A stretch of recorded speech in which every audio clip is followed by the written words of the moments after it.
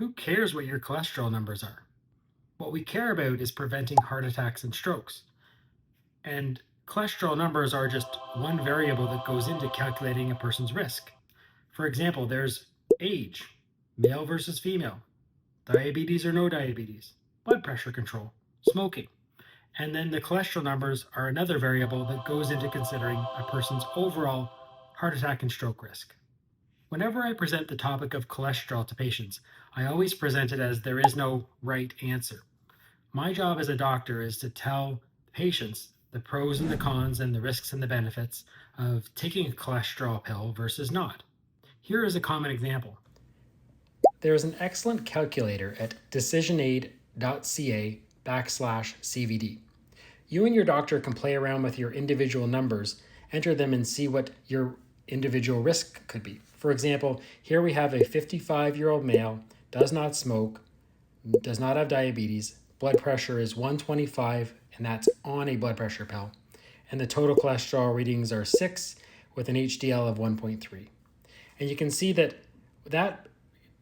person ends up having a 16.1% risk of having a heart attack or stroke in the next 10 years.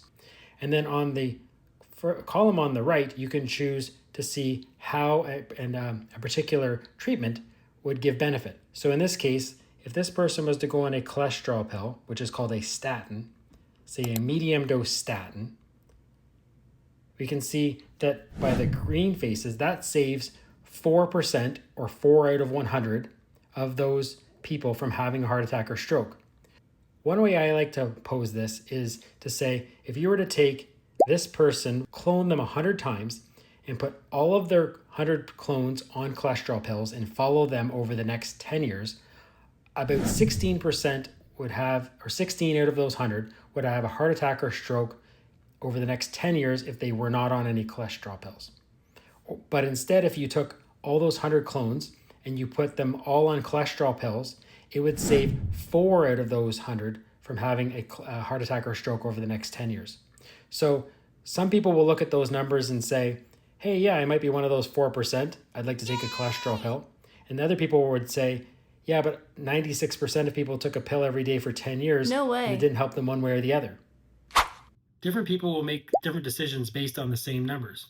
Our job as family doctors is to give patients your individual numbers, tell you your individual risks and the percentage benefits of taking a cholesterol pill, for example, and then you can make the decision that's right for you as an individual.